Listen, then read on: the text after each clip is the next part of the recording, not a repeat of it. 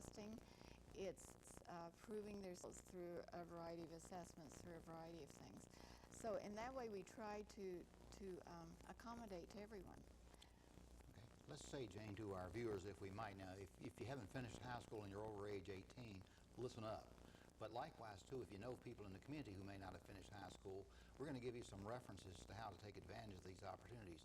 You're located at the Woodson Adult Center, which is in Woodson High School on Main Street. On Main Street in Fairfax. That's the offices. We offer things throughout the county. It's at 9525 Main Street. That's where Woodson is. It's in the back of the building, and room B is in Victory 20. And there we have offices where we can answer questions about all of those programs and more, because we also offer, within the adult high school component, we offer other options and other alternatives, not just the traditional classroom situation, which we tend to think of when we think of a high school. In the adult high school, we do have traditional classes, but people who come into that may have many constraints. They may have jobs or two jobs. They may have families. They may need to go into the military soon. They may need to do a variety of constraints that students in the K through 12 school maybe don't have. Therefore, what we try to do is to look at each individual student, each individual client or customer, and see how it is we can best meet their needs. And in that regard, we look at their transcripts and see what's in the transcript, what we can apply. We want to apply whatever it is that they have learned, what they've done, what they've accomplished. And if we do that through the high school, then that's good. Then we use that as a basis, and then they can get their Carnegie units through a whole variety of methods. The traditional classroom is one. They can co-enroll at NOVA at Northern Virginia Community College and get dual credit. They can get college credit plus high school credit toward their diploma. They can take a correspondence course, which they could do then on their own, and their grade would then be applied to their transcript at Woodson. They can take a test, like a CLEP test or Dante's test, and which are tests that are given in college for a college student to get credit in a certain subject, say like in Spanish. If I took a CLEP test in Spanish, I could get credit in college. Well, I could get credit, high school credit for that. Well, it sounds to me like, Jane, that while we started off talking about our usual view that back to school time is for children and for college students, there really are more opportunities for adults to finish high school than maybe even for a child in Fairfax. I like to think of it as there are as many opportunities as there are adults out there who need them. I have a core of advisors, and the advisors sit down with each person who walks through that office, and we sit down and try to find the most efficient, logical way that is going to ensure that our students learn and that they enjoy what they're doing and that they succeed. There is no failure there. We keep working with them. But isn't it also the case, though, that a lot of people who haven't finished high school, who are beyond age 18, did in fact fail someplace along the way? They had some kind of negative experience, something led to their dropping out. Now, what's going to ensure that those traumatic things that happened in the past don't happen again? Absolutely. When they come over to Woodson, they're going to sit down with this counselor who's going to give them a test? No, we don't give tests. Right, okay. No, absolutely, and that's the whole idea. If people are coming to us, first of all, and they have had barriers, they have come up against barriers in the past, or they've failed for some reason. For many of them, crossing that threshold again is very difficult. So first of all, crossing that threshold is a success for them. We sit down with them. No, we don't give them a test. We talk with them. We find out about them. We find out what their hobbies are. We find out we do find out what their background is, what they want to do. We have a questionnaire, but the questionnaire is very, very non-threatening. And that's for us to try to figure out where they might best fit. Then we tell them about the options that are available. For some people, they think, oh my gosh, I don't know what to do. Oh my goodness, I don't know what I should do here. But the advisors will guide them along, but it's not the advisor's ultimate decision. It's the student's ultimate decision which way they want to go. If a student has 9 credits and says, I want to go to the adult high school, I know that's what I want to do, then we will work it out where we will ensure that there is success. Now, I'm not saying that we ensure success, meaning that we're going to pass everyone and that people won't demonstrate that they have a skill or that they have the knowledge that's necessary.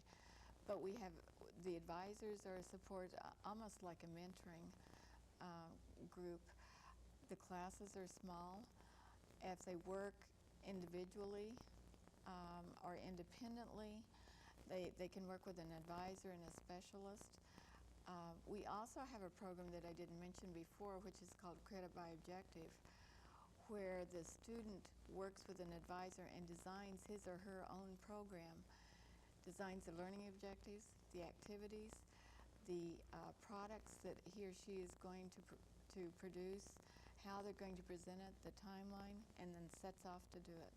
Now, what about State Board of Education regulations, credit requirements, accreditation, the validity of the diplomas, all this? It seems like you've made it a very easy process to get through high school. Does it meet all those tests of external agencies? Absolutely. Every one of those meets all those tests. They're all written in the county regulations. They are all covered. I think what we did at Woodson was we took this regulation, this tiny regulation, and we went with it. We said, okay, it says you can take correspondence courses. Okay, it says you can co-enroll in college. I just had a young woman in today who's taking 5 classes in college, and those are the 5 classes that she needs to get her high school diploma. She's going to end up with a year's worth of credit in college and her high school diploma at the same time. Well, is this something that we ought to recommend for younger people to enroll in, or is there any age limit about how to get in and participate? Well, at Woodson, I'd like to think of it as an adult high school, and we really are looking at the adults in the community who have not completed their education, who are seeking a diploma. There was a study done that only 2% of adults who don't have a high school diploma seek one. And that was not in Fairfax County, that's nationwide. But I think even in Fairfax County, even though the educational level of the residents of Fairfax County is high, I know that there are a lot of people, a lot of older adults that we can target, that we can attract. Isn't the number, and I may be totally off on this, adults over age 25 in Fairfax County who haven't finished high school in the neighborhood of 40,000? Yeah, I think it's at 40 or 50,000. Yeah. So it's a significant number of people. It's a significant number. And it's a whole variety of reasons. People sometimes, because of economic reasons, had to drop out of school. Girls got pregnant. There were lots of social pressures on folks, a whole variety of reasons that people didn't finish high school. But you're saying that there's no reason you can't overcome whatever those reasons may have been, and at whatever age, I guess. Is there an upper age limit? Oh, absolutely not. Oh, 85, 90. No, absolutely not. I remember years ago we had a lady working on her GED test who said, if it's the last thing I do, and she was in her 70s then, I'm going to get this GED certificate. Oh, we've had mothers and daughters. In the external diploma program, I think in the last graduation, we had a mother and a daughter get their diplomas together. You asked if it was good for younger people also. I think the whole idea is to allow students flexibility. The traditional classroom is good for a lot of people. It may not be good for some others. Or there may be things in the traditional classroom that a teacher can do that will capture interest, that will spark interest and passion in the students. And that's what I've been seeing in the Credit by Objective program, is that students have become inflamed, have just become about English 12 and about U.S. Virginia history, and have done absolutely incredible projects. And they always have to give a presentation, which is it helps their presentation skills. And I definitely think that that could become part of the K through 12 system as well. It's just that for the adult credentialing programs, I'd like to stay adults, but I'm a real softie too. Well, now this is this era of school reform. It's a time of writing standards and making sure that students get to those standards and having the appropriate assessment and all that sort of thing. You're not an easy way out, are you? No, and I wish that I had some students here or some projects to show you that, because I know how this can sound like, oh well, I can do anything I want and get a grade. We have, for the Credit by Objective program, for instance, there are very specific guidelines. When a student writes a proposal, I don't think any proposal has passed the first time. So the student has to go back and rewrite the proposal and work on it. It's not something that they can say, I think I'm going to read these 5 books because in the textbook it says that's what I should do. We don't even let them take the textbook. They got to think of this themselves. And so they go back and rewrite it. That in itself is a very important process, to put all that together, to relate the evaluation with the objectives. I mean, that's what, and as teachers, we had to learn how to do, and it's really hard to learn how to do. The students themselves are doing that. And they are, what they're doing then is they're maybe taking an area that they really do want to learn more about. One guy was interested in medicinal and edible herbs. And we had a tough time finding where this fell in the program of studies with Fairfax County, but it was there. It's there, and all the courses fall within the program of studies of Fairfax County. They cover all of the elements, and we make sure, especially if a student is giving a presentation or has done an independent study, there are several of us there who listen to the presentation, who read the products and determine if it does have the standards that is in the program of studies at Fairfax County. So if you talk to any of the people who have done it, they'd say just the opposite. It's not an easy way out, but it certainly is more fun. Now, a lot of people know about the GED test. It was a test implemented back in war years when young people had to go off to war and they didn't have a chance to finish school, and they came back and they took a test and they got a high school equivalency certificate. That program still exists. It's still available at Fairfax. It's still available through your Woodson Adult Center at, I guess, monthly testing times. And tell folks a little bit more about how it works. Okay. We do have, at sites throughout the county, about 23 sites, we have places where people can go to brush up on skills that they might need or knowledge that they might need to take the GED test. As I mentioned, it's 5 tests, and the social studies, literature, and natural sciences are like reading tests. You read a paragraph and then answer 3 or 4 or 5 questions about that paragraph. There is background knowledge that you need to have for that. Then there's a grammar test or in English, and then there's the clients have to write an essay as well, and the essay has to pass. As I said, this is normed against what high school graduates would know. So what a person who's interested in taking the GED, either in English or Spanish, we also give it in Spanish, and we also have classes in Spanish to prepare for it. I would suggest that they look through a GED book and see what is required. Maybe come to one of they're called learning centers, and they're throughout the county, in all places throughout the county. At Rocky Run Middle School, we have a computer-based instruction format. And talk with a teacher there and see what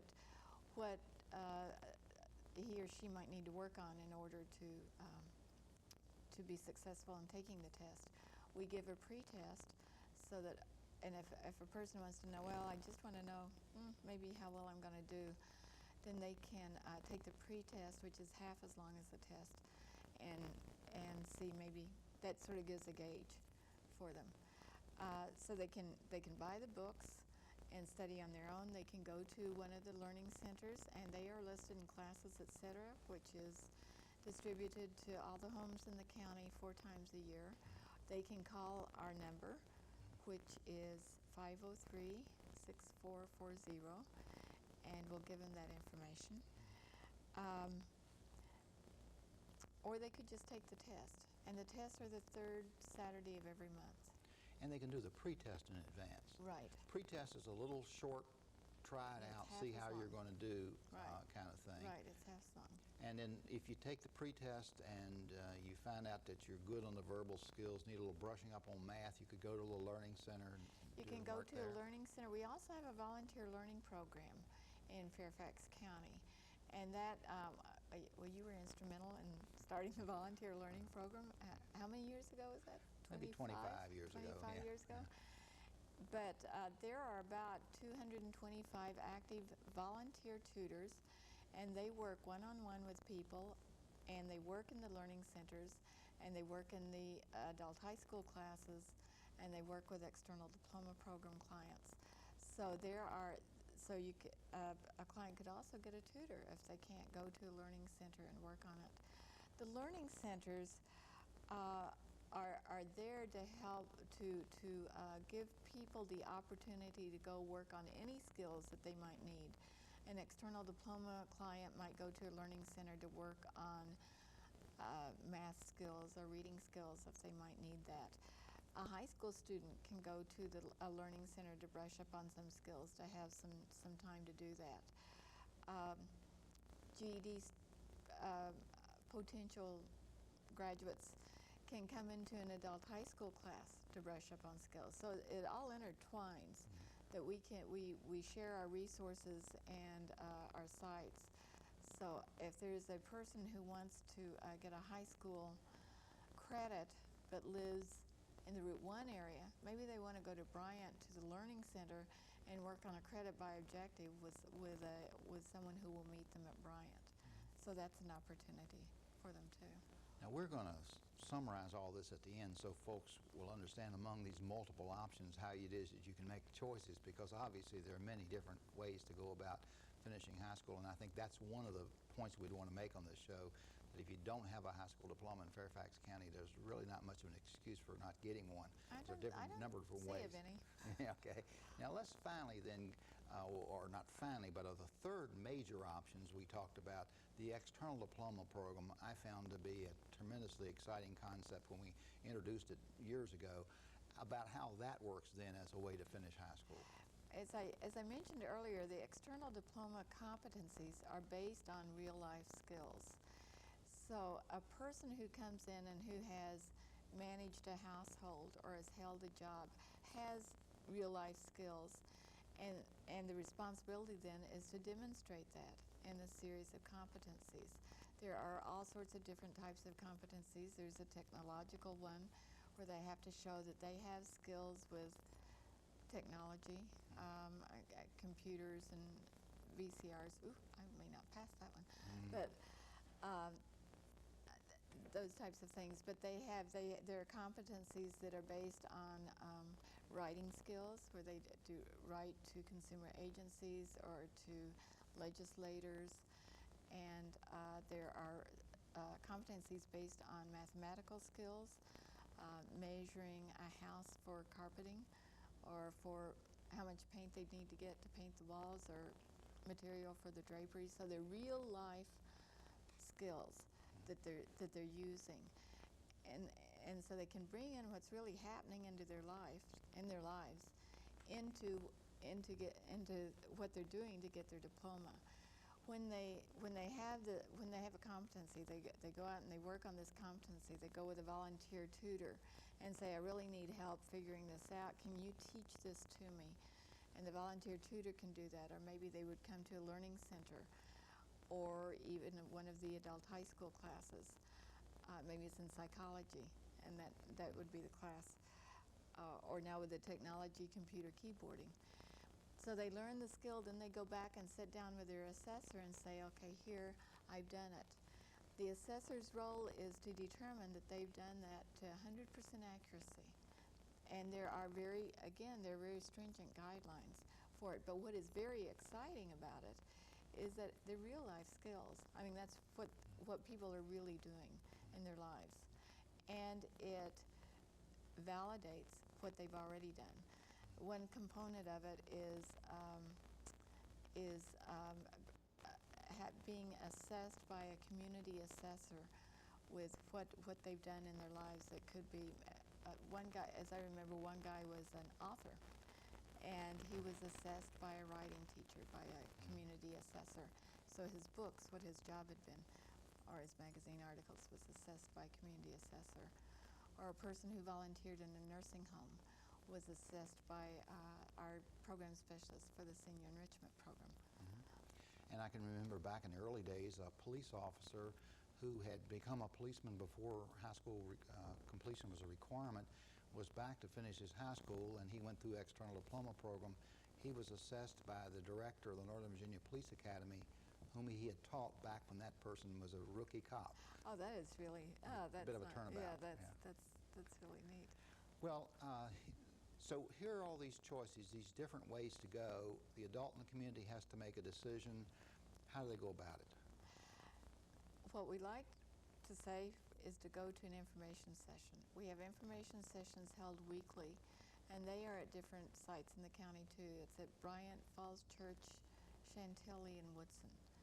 And so every week we have an information session. And there we give about, each program probably gives about a 10-minute presentation. And then the people who are there have the opportunity to ask any questions they want.